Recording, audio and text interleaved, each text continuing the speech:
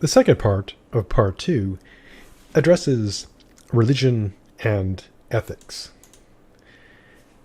Now, one of the meta-ethical problems is determining the basis or foundation of morality. As you remember from earlier in the semester, the meta level is the most abstract and theoretical, dealing with very broad questions, and then moving down to the normative level, you get things like principles and standards, and at the most concrete level, you get applied ethics, applying these standards, rules, principles to particular cases.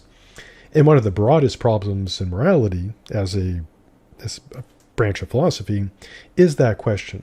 What, if anything, provides the foundation, the grounding, the basis for morality? And not surprisingly, over the centuries, people have made use of various religions to provide this foundation. In fact, the connection between religion and ethics is often seen as so strong, is that a very common question is, can there be ethics without God? And on one hand, the answer is easily yes, because we looked at earlier our good dead friend Aristotle or good dead Confucius, and they presented moral theories that did not rest on God. But then you can also look at the question, kind of metaphysically, even if someone doesn't believe in God, does God need to exist to have moral properties? Which gets into all kinds of complicated metaphysical questions. Now, even among people who are theist, people who believe, there is considerable debate about whether morality is dependent on God or autonomous from God. And for the sake of the discussion, I'll be assuming kind of like a general, monotheistic approach, because we could spend, entire courses going over all of human religions and their connection to morality. And so I'll focus primarily again on monotheism with a concept of there being a single God. And so even among people who are monotheist theists, who believe in there being one God, they do debate over whether morality is based on God or whether somehow it's independent of God in some meaningful way. Now, kind of the sort of most general, very stock moral theory involving God is one we've talked about throughout the course of the course, which is the classic divine command theory. And that's the view that morality depends on God entirely.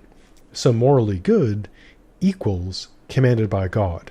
Things are good simply because God commands them. So what God says is good because he says so. And what is morally evil is what is forbidden by God. Literally, it's bad because he says so.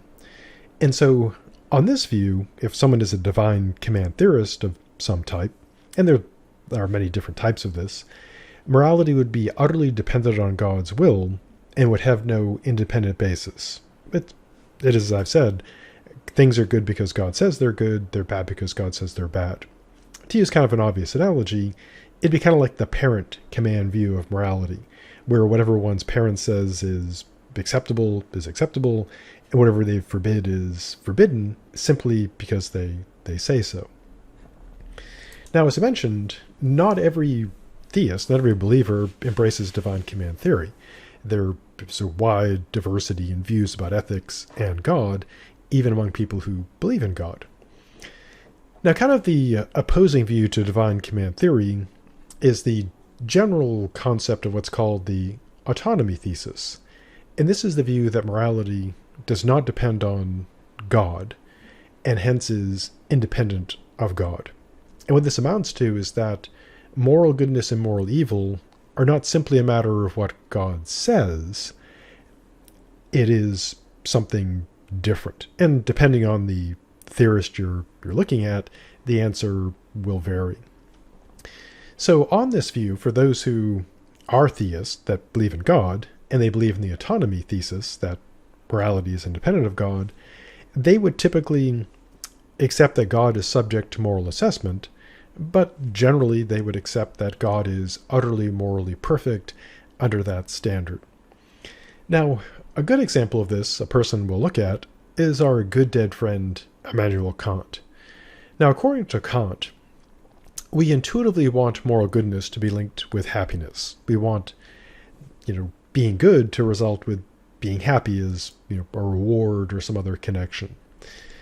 Now, he notes correctly that in experience in this world, we do not see a necessary connection between virtue and happiness.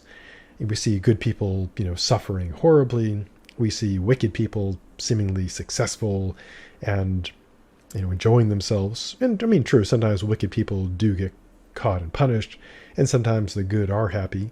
But we don't see a necessary connection. We don't see every good person being happy and every wicked person being, sad. So for this intuition to make sense, at least according to Kant, because he thinks we really, really want this, and it's our intuition, and he thinks we have to make sense of this. And he believes the only way this can make sense is that there would be a transcendent cause that balances the scales, that brings about a just distribution of happiness in the future. That's to say, the good who perhaps suffered horribly here at some point are rewarded and exalted and are happy, and the wicked who may have thrived here at some point in the future get their just rewards of suffering and unhappiness. And because of this, he believes that out of moral necessity, we must assume that God exists. So because we want goodness to be linked with happiness, and we don't see it linked here, we have to believe that there is a God, and not only that, but immortality, because God has to bring about this balance in the afterlife. And so on Kant's view, morality would be rational, independent of God's will, so it's not simply what God says or what he forbids, and so morality is autonomous, but he also believes that morality does naturally lead to religion. And Kant presents, kind of a complicated view of this, but he's a pretty good example of how someone could seem to accept God and also accept that morality is independent of God. Now, there are also, of course, what could be called secular ethics. Now, some secular theorists are not really anti-religion or anti-God.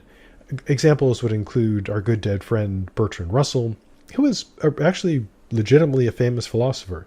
Probably not anymore because he's been dead for a while, but he was pretty well known. He was big back in the 80s and earlier. Also, Kai Nelson, they argued that morality does not require God in any role. That is to say, you can quite explicitly have morality without God. And this is nothing new. I mean, going back to our good dead friend Plato, our good dead friend Aristotle, our good dead friend Confucius, they all argue that you can have morality without God. And many contemporary moral theorists also make a similar argument. They just don't use God in their ethics. Now, there are also anti-religious secular ethics. People like P.H. Noel Smith, James Rachel, and other famous atheists, various famous atheists, they make the argument not just you don't need God, but religion is or leads to an inferior morality, that religion is actually, a bad thing. And there are even more extreme views, typically with, famous atheists, who take the view that religion itself is not merely inferior, but is evil. And not surprisingly, they make the argument that morally and also metaphysically we should all be atheists because God doesn't exist, on their view. And trying to build ethics based on religion generally is terrible. It leads not to just an inferior morality, but evil, or so they claim.